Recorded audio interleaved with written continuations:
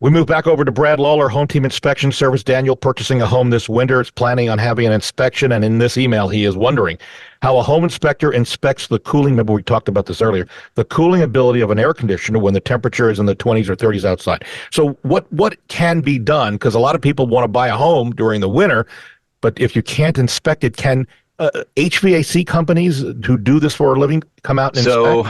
You could talk to them. I think the short answer is they're going to tell you no. Yeah. As I understand it, I'm not an HVAC expert, but as I understand it, the tables that the HVAC technicians use to gauge refrigerants only go to 60 degrees. I mean, technically, you're not supposed to run a unit below 60. Now, we can all argue that units run, compressors run below 60 degrees. It may be warm inside and still 50 outside, and they run.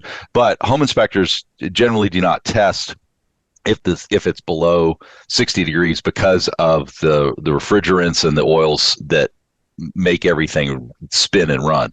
HVAC technicians are also concerned about doing that same damage. They have additional gear, pressure gear that they can put on the system. They may be able to run it a little bit, lower, but at 20 degrees or 30 degrees, no one's going to run those systems. They're going to have to wait until there's a warmer day in order to safely operate that unit.